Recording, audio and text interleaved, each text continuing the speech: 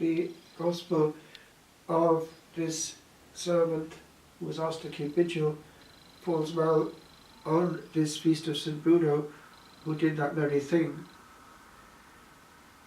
In the earliest stages of the order, it would seem that actually the midnight office was more in line with the Benedictine timetable, and it was only a little after the initial stage that they actually split the night and had matins at midnight and then went back to bed.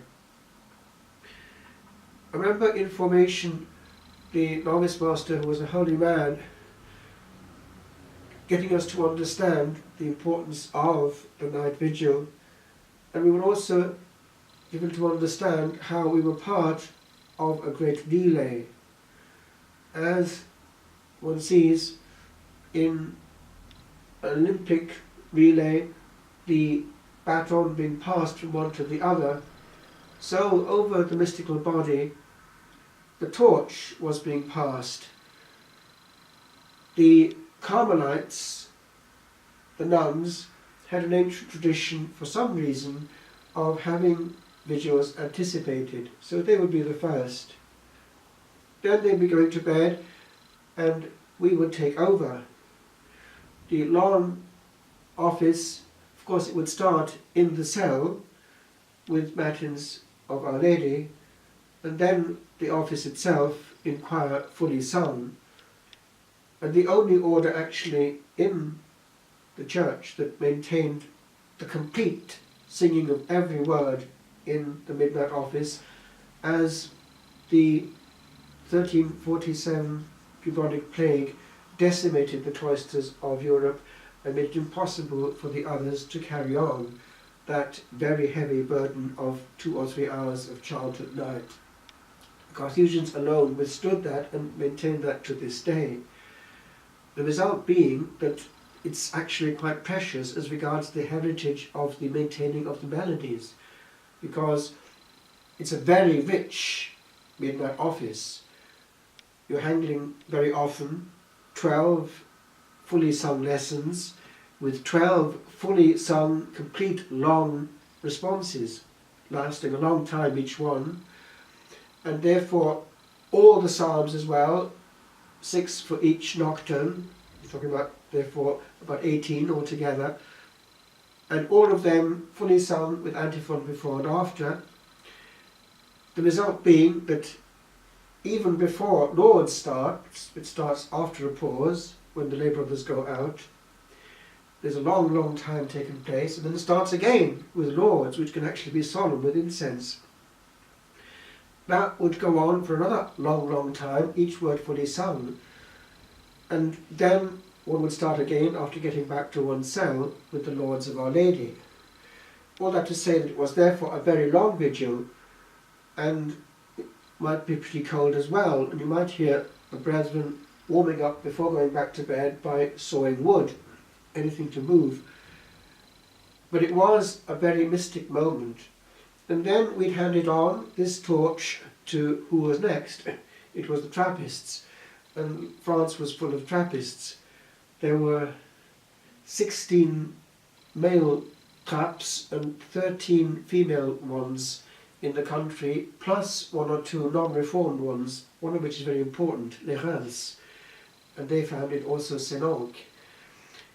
So it was a huge monastic handing on of the lamp. Then when they had finished, because they would start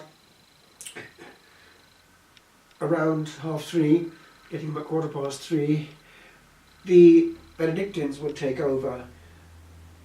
Their rise would vary according to the importance of the day. We know that at Faucombeau they got up pretty early, especially on Sundays, but they would start when the Trappists were stopping and would go on then until dawn.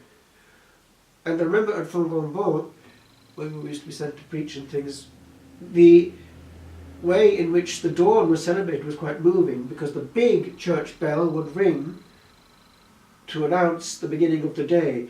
Throughout the whole of the chanting of the Benedictus, that church bell was ringing out over the whole valley. And it was interesting. A day is a gift from on high, and we celebrate its coming. And so, when they had finished, then the church at large would start. You'd have all the priests of France and all the nuns getting up at a normal time, and they would then take over until the day was fully in. Therefore, the cycle was complete, even on the level of one continent. The voice of prayer is never silent, nor dies the strain of praise away. And that hymn actually says it all. The sun that bids us sleep is waking our brethren neath the western sky. So they went on and started again, all over again, in America, a huge continent. Prayer ongoing. Well, with regard to what happened in the unexpected shock of the Holy Spirit at that time, it's part of a greater pattern. You may remember that this was the golden period of the church in Europe. There was movement after movement being born. The first one was already at the end of the 900s with St. Romuald.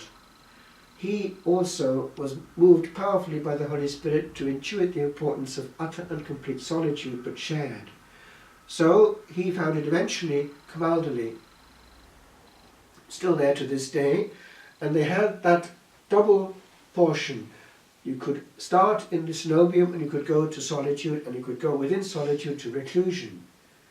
And indeed, the last recluse to die in reclusion at Camaldoli was one of our brethren from Serignac who went there and became a recluse. So that formula is still there. By now they're part of the Benedictine order, the congregation within the Federation. But then in the 1500s they were reformed. There was the Coronese reform, which is very strict to this day. And that was done by Blessed Poor Justinian, who was actually head of the order at Camaldoli. And he reformed it, and they became very, very austere. And they even have austerity on the level of aesthetics. They never sing. They actually have the whole of the office, which they have together, in one note, which is actually quite austere, whereas the others do chant quite well, actually. So that was the first. And then independently, but not independently for the Spirit, you had further west in Europe, although he actually was German, Bruno of Cologne, he founded there, he was a canon of Reims, and he had this strange impulse really to take friends of his. There were 7 of them all together, and of course Bishop Hugh had this vision with these 7 stars coming, so when they got to him asking for help, he was able to say, well, I was expecting you because I had this vision, and he led them to where they were to go, to the Massif of la Grande Chartreuse, where they're still there to this day. Now what they took with them was an interesting baggage. You notice that Bruno was a canon of Reims. Therefore that was his baggage, and he took it with him. And they had what they used to call the chaplain. It was Hugues. He was one of the brethren who was with them, who was a priest, and there were 2 of the small band who were canons of Saint-Ruf. So they took on the baggage of Saint-Ruf, and that became essentially the Carthusian chant, which explains its particularities. And it's very interesting, a little parenthesis, but they were taking with them the baggage of the cathedral and choir of the collegiates of Europe, with 9 lessons. But they came to the monastic world and found, of course, in St. Benedict, they took the order of St. Benedict with regard to the actual division of the psalms and office.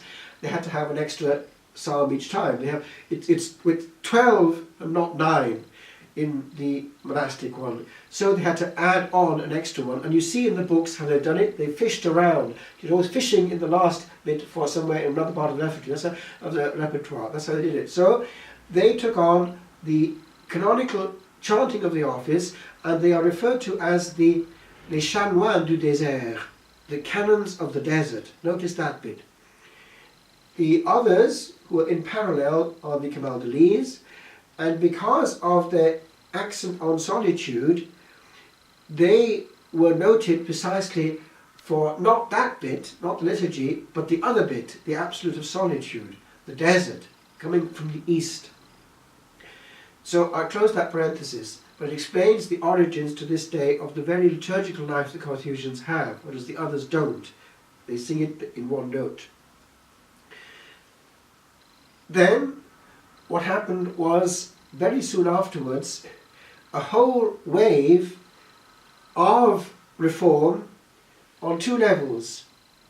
Hildebrand, of course, was a Benedictine, and he was aware of the importance of purifying both the monastic life and the secular clergy. So we have, when he becomes Pope, the reform named after him, Gregorian. The Gregorian reform, which is hugely rich and brings back complete order also on the level of the priesthood.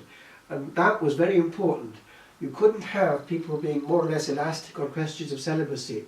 He enforced it and with power. And there was a movement at one point also to go as far as to enforce common life. It didn't take off, but there was a movement towards that, towards also poverty, sharing. That was resisted, and it led to the division between canons regular and canons secular as we know it. And in that movement also was the whole plethora of initiatives within the clergy to have them living together in orders.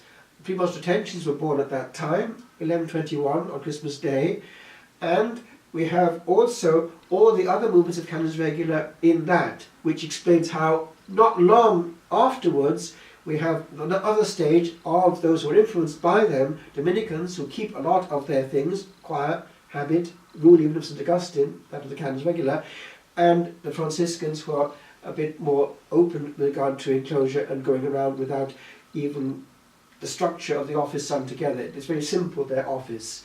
So that's all merely the fruit of the great floraison which happens in the Gregorian reform, a very powerful time for the Church, the 1100s and 1200s. Contained, of course, and not burst apart as later on in 1517 with Luther, who tries to reform but cracks the mold and actually rebels. Where am I ending? With regard to this, it's something that we need to recuperate. There is in that gratuitous praise, especially nocturnal, something which gives access to intimacy. The night is holy. The Lord gave us the model. He sanctified the night by going apart, communion between the persons of the Trinity. He also is seen to get up very early in the morning, quite often. The model is there. There is a big difference between a night spent in, after a while, useless conversation or useless virtual conversation on a machine or useless surfing on the cybersphere, compared with the same time given to that. Multiply that by a week, a month, a year, then you've got a big difference in the innings of life. So let's recuperate this sanctity of the silence of nature being an invitation to have intimacy with the one who rules over time. The night is the key, and actually the clue to the interior life hangs on the edge of one little instrument. It's the finger of the alarm clock. Where we put that influences the whole of our day and the degree of intimacy we have with our hidden and silent King.